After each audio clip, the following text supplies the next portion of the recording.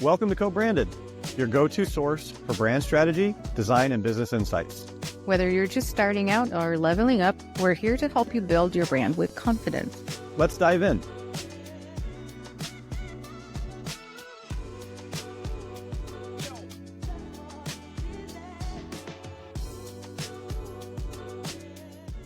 Hi, Josh.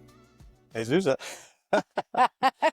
How are you? It's good. I have a little bit of a head cold, cough, allergies. I don't know. It's spring in Sacramento, so it's everywhere in the air. So hopefully I won't cough through the whole episode, but Hopefully. we'll see. Yeah. We can always edit. Yeah. Well, that'll be a lot of editing for me, but hopefully it won't happen. So, Good. so today we're going to talk a little bit about brand touch points. You even noted a little bit earlier as we were setting up that we talk about consistency in branding pretty much in every episode, at least, drop a line that consistency matters. And it's true. It really is true that creating a consistent brand for your audience across all your different touch points builds trust. They understand what you're offering, what you are saying in a consistent way. They feel more strongly connected to your brand because they understand it. They're not having different experiences across these different touch points, as I'm sure we're going to say touch points a million times. But generally, consistency builds trust and inconsistency builds confusion. That's true. Right to you? Yeah, it's true. And it's funny. I was thinking about a conversation I had with a coach years and years and years ago. She came on board to our team to teach us leadership skills, basically because we were really lacking. But one thing she said is, what does that mean when someone is reliable? And I was thinking about it. It's like, I don't know. They're always there and they are consistent. You know what to expect from them, right? If they say they will show up, they show up. If they say they will do something, they will do something. And it's consistent. Someone might be reliably terrible because they do it all the time, right? Exactly. So that's an interesting way of thinking about your brand, to be a reliable brand. And that's why people trust them. Yeah. And that's a really good way to describe it or to visualize it, is that it's reliable. You know what to expect as the audience. It's not going to change from one thing to the next. There's a lot of different ways that an audience can experience your brand, and having that consistency, having that reliability, having that same tone of voice. And, we get into the details of what the brand is, but generally, if you put it like, they know what to expect each time they interact with your company. Yeah. And it's interesting because expectations. We have expectations, whether we like it or not. And the more consistent a brand is, the more we expect it to be consistent. So I just imagine let's go to IKEA. And all of a sudden, everything is priced 3 times more than it usually is. And there is no cafeteria, right? For example. There's no lunch. Yes, exactly. So I already have expectations, right, from this brand going in. So I think it's the same idea of, it's even worse to have expectations and be let down than not have any expectations at all. Yeah. So absolutely. 100%. If I want to touch on that, but generally they say in marketing that an audience or your customer has to experience your brand 7+ times before they have a real good impression or will take action.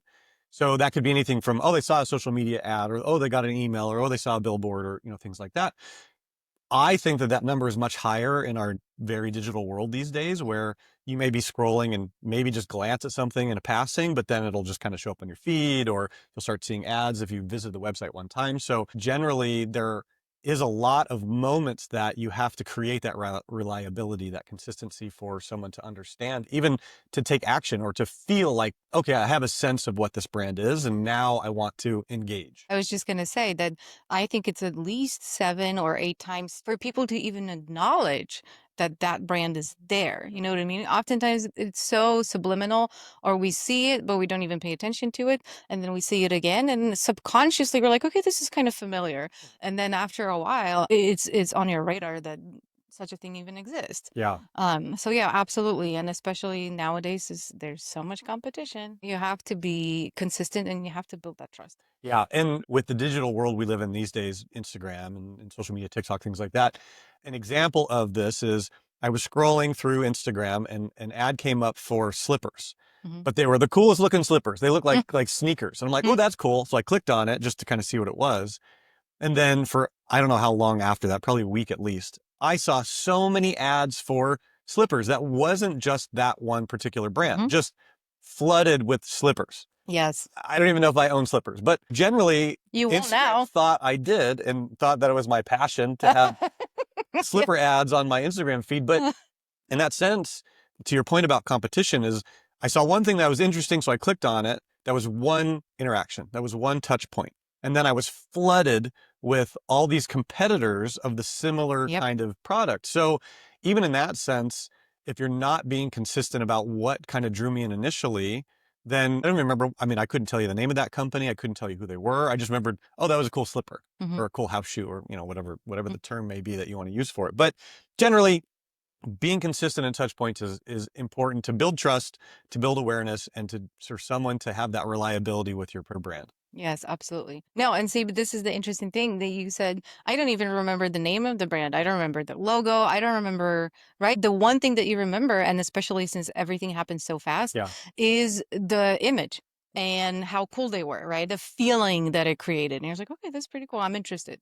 So that's also something to take into consideration. Yeah, definitely. So let's talk a little bit about the types of touch points. Because everybody's like, oh yeah, social media. Oh, my website. There's a lot of touch points that need to be considered to create this thing. And I had a list. Maybe did you grab my list? I might have. It's on the back. Hold on. There it is. Okay. Here's my list. Okay, there you go. Yeah. So, and I'm just going to read these off because there's a lot of different ways, and there's more than this, but I just want to give a sense to the listeners of how many things are real an actual touch point. So there's internal policies, things that you're doing internally as an internal brand for your team and your people.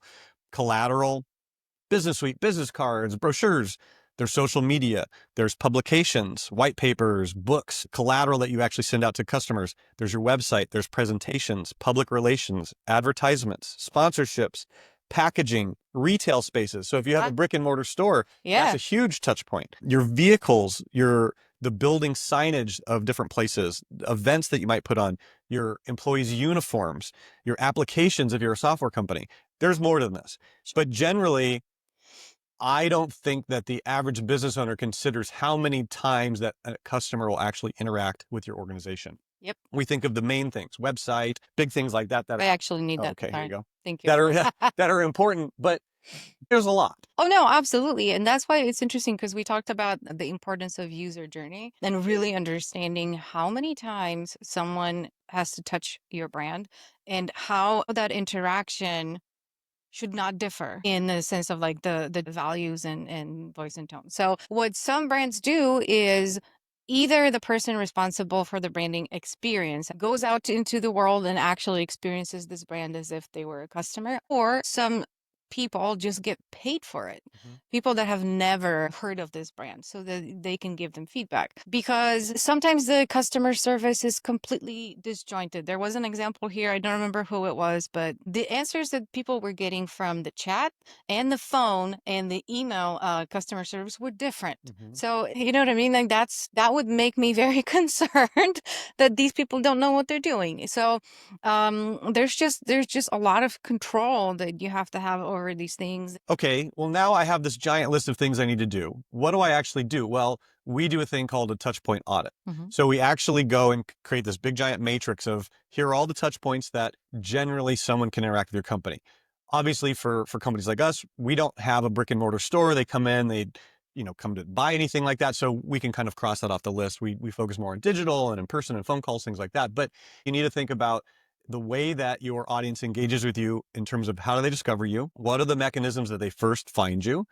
How do they engage with you? What are they doing in terms of the next steps? What are the offers that they're trying to engage with? And then how do they quote unquote spend with you or purchase your services or go with your consulting firm, depending on your business, that may look a little bit different.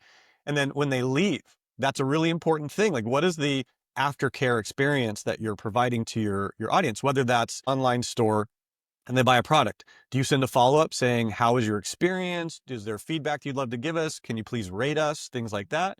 And then how do they return? What is the next step after they've engaged with you that you're trying to get them to re-engage with you? A good example would be You have a really polished website, and then when somebody signs up, they get a terrible onboarding email. The brand just doesn't feel the same. The copy's different. It's a bad experience, and that's going to create friction. Maybe they won't return after that. It's like, oh, well, this was a cool product, but once I got the product, then everything fell apart. So kind of understanding that, like you said, the user journey through these touch points and how they engage with their business is really critical to being able to even say, oh, this touch point doesn't match, or, oh, we don't even have a touch point here and we should.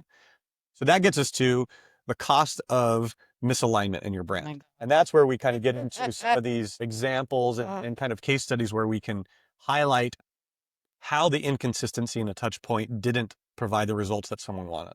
It's actually shocking how much damage this can do to a brand. Yeah. If it's disjointed, disconnected.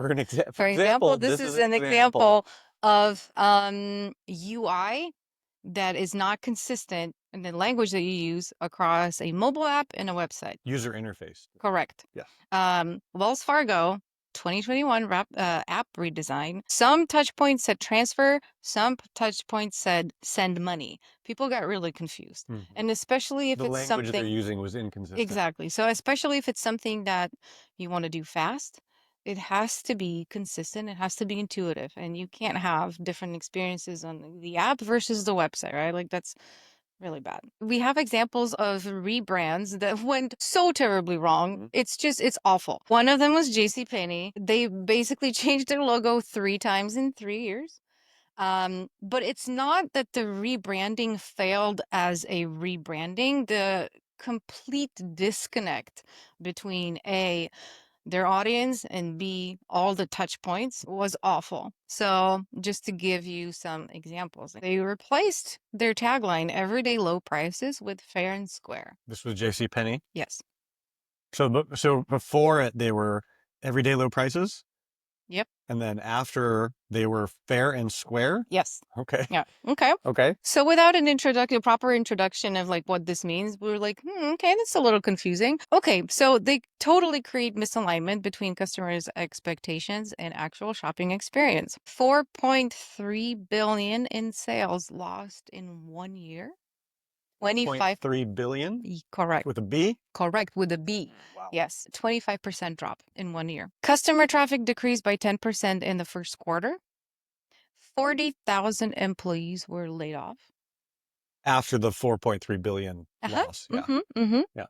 Core customer segment abandoned the brand.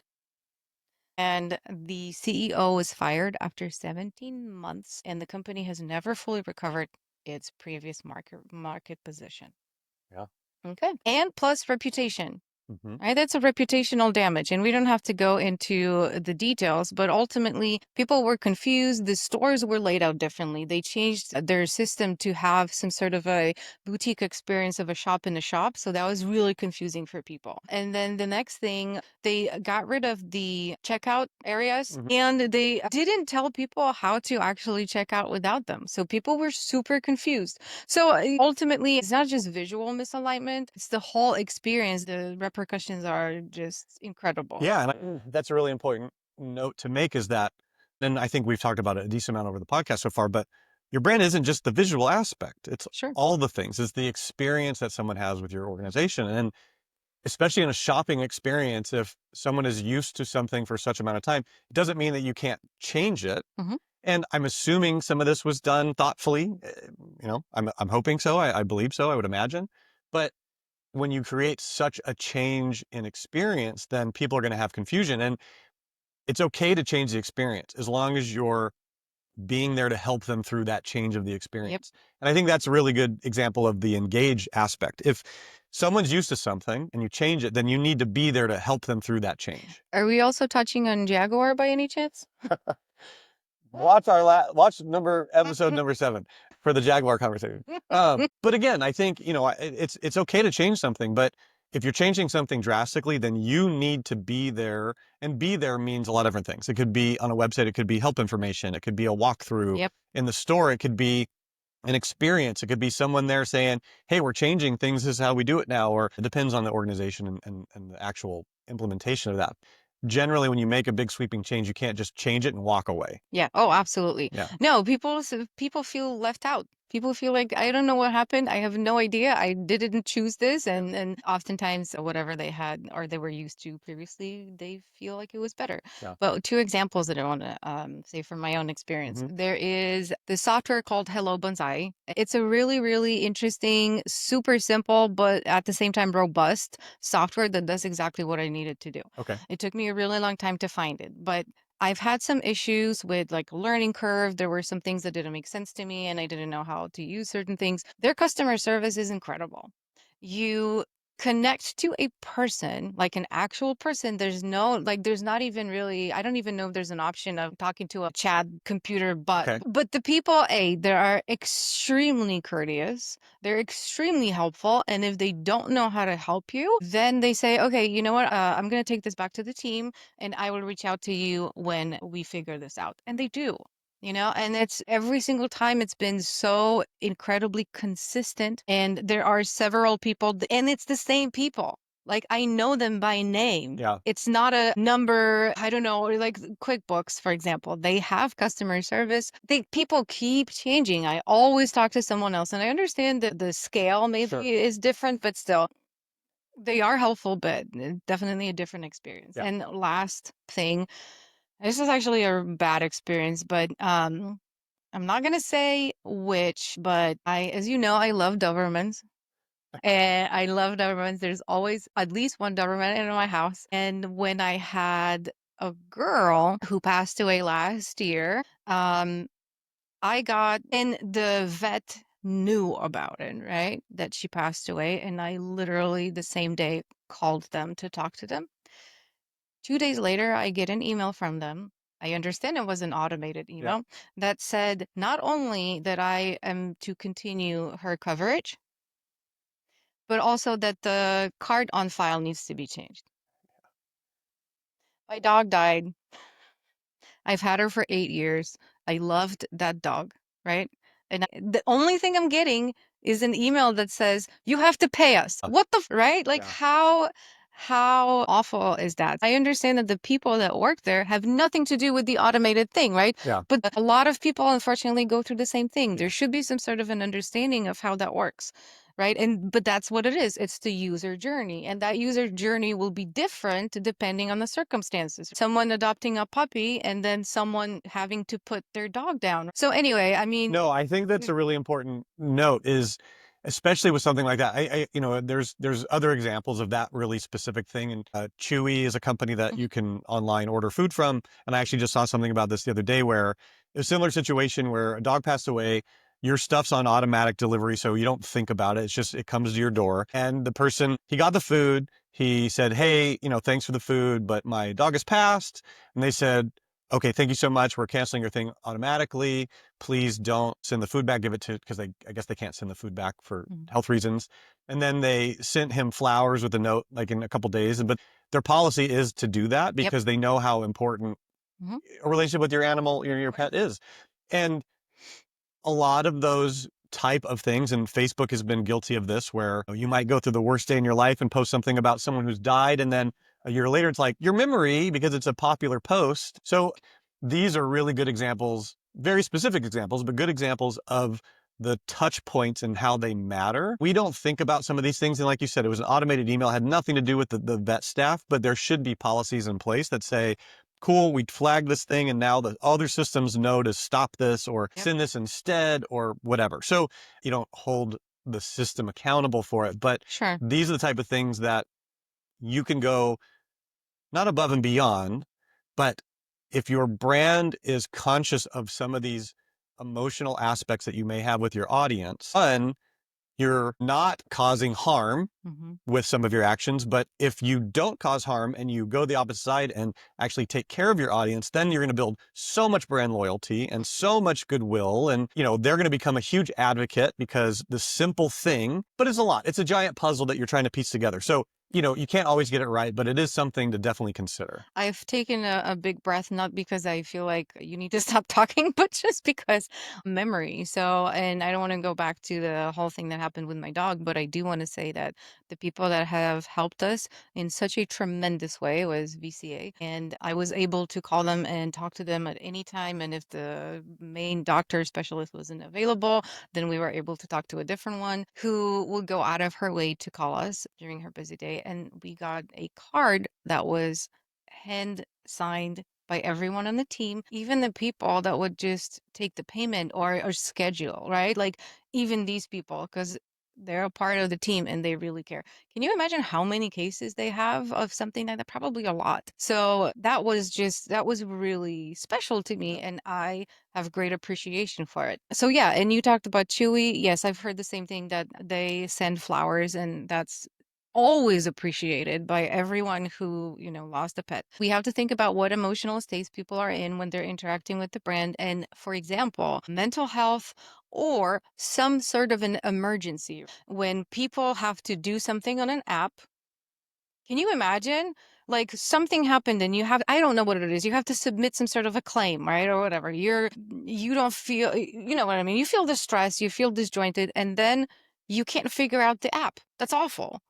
And you have to think about the fact that you're specifically talking to people who are going to be distressed. So you're going to design it differently, right? Than if you were designing for someone who's just, on vacation. Even in that sense, it's understanding the emotional, not intent, but the emotional aspects of your audience at that moment. So another good example is I used to work for a sports technology company, and we did software for cyclists.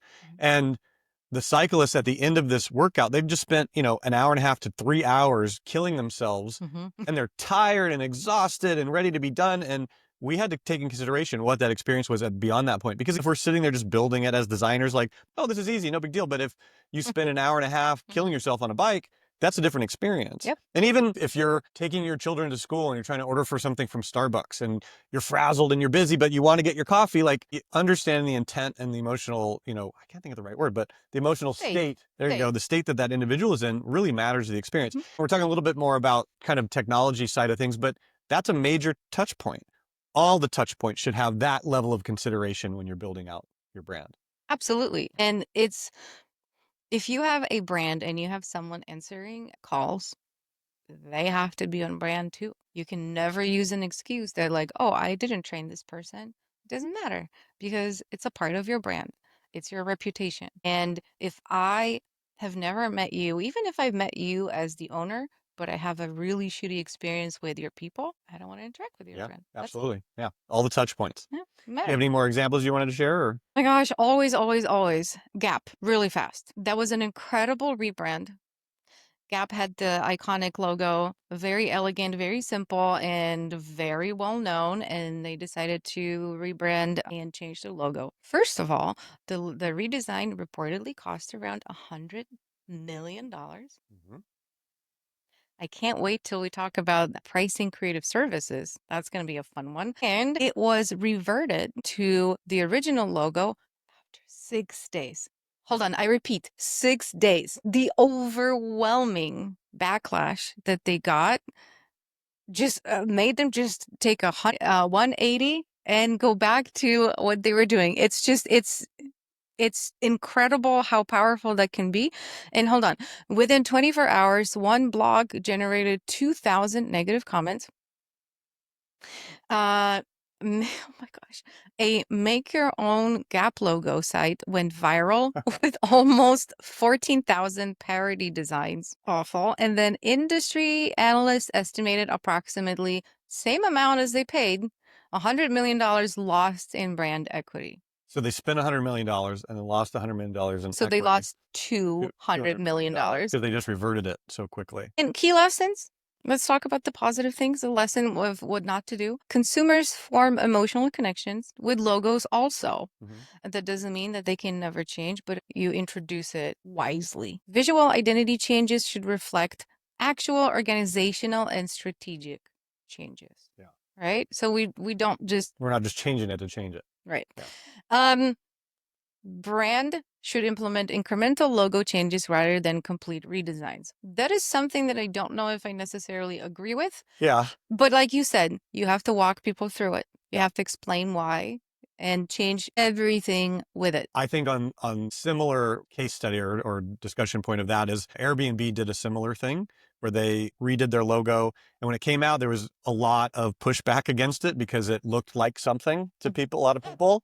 But they still have that logo today, and no one ever talks about the logo. And I actually just saw a clip recently of the care, I'll call it care, or attention of detail that they put into this change in logo. In my mind, maybe it was a little bit overkill, but obviously if you have a team that you need to get working, so let's work on the logo. But they went through iteration after iteration and geometric styles and font letting and weights, and they put a lot of attention into this design.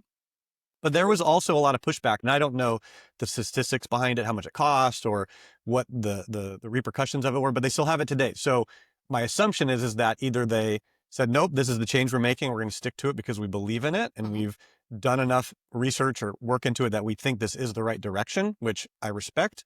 But no one talks about Airbnb logo today. The Airbnb logo, I don't even know what changed, but the way that it is right now, that symbol has existed for a very long time. And there are certain symbols, right? They've been used as a logo or they were created somewhere.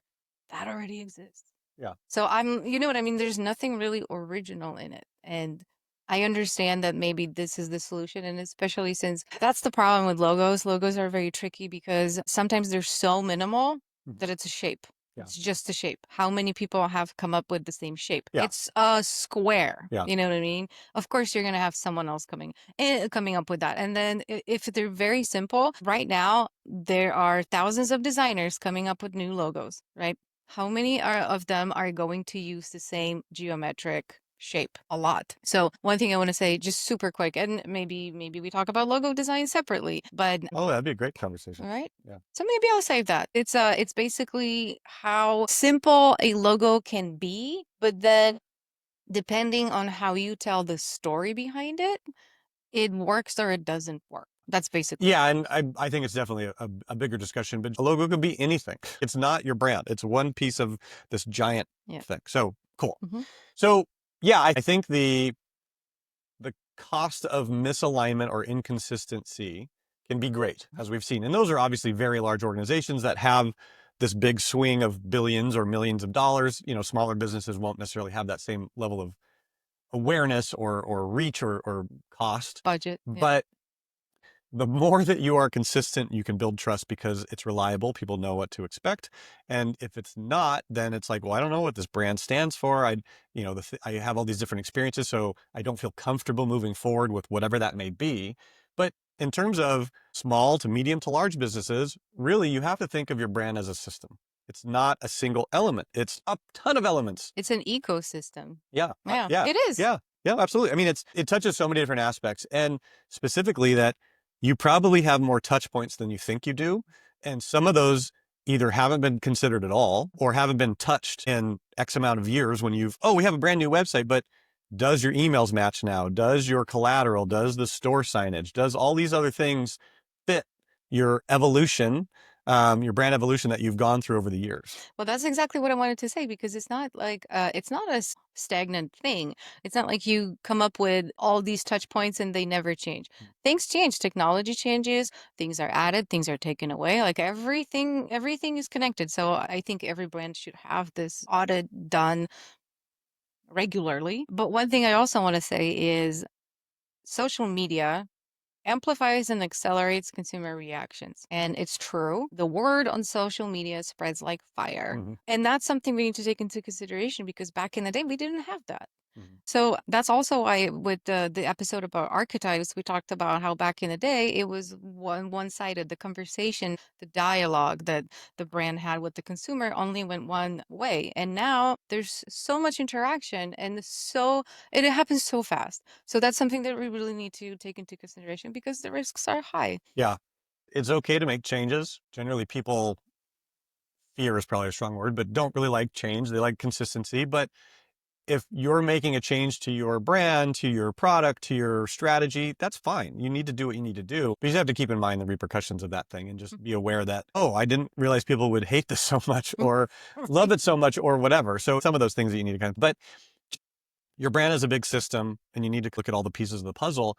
And I always like to say that you don't have to do every single touch point at once, just because it's a lot of work. It's a lot of time and a lot of effort, but pick the 3 to 5 that you know people interact with the most. If you have some random arbitrary email that goes out once a year, put it on the list, but put it at the bottom of the list. Focus on your website, your storefront, the first interaction that someone's going to have with you, and then, the 3 to 5 after that as a starting point. Well, absolutely. And the other one thing I did want to mention was you mentioned earlier about getting out there and experiencing it from the viewpoint of your audience, whether that's you individually doing it, whether it's a team member, whether you hire somebody to come in and experience it. We have an internal perspective of what things are happening because we're so close to it. But when you're so close to a problem or a solution, you just think it works because you inherently understand it. But as soon as you take a step back and look at it with fresh eyes or from a different perspective, you'll start to realize like, ooh, why would somebody understand that? Because I understand that inherently, but they wouldn't know that. So I think that's a really good aspect of something you can do as a business owner and even a creative. I think these align both with both those aspects. If you're helping a business with their branding and their touch points, or if you're an internal person in a business or an owner and you're thinking about how can I improve my touch points, I think those are all really important aspects. Yes, that's it. Okay, so what is our final word to people who are listening? What should they do to leverage this knowledge?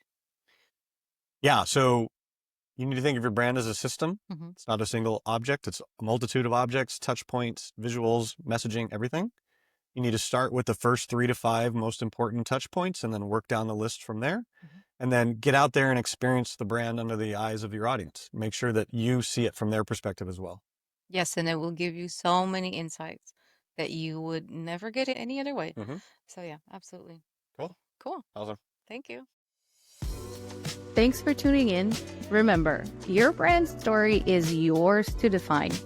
Follow us at Co-Branded for more tips and strategies. Stay curious, stay creative, and we'll catch you next time.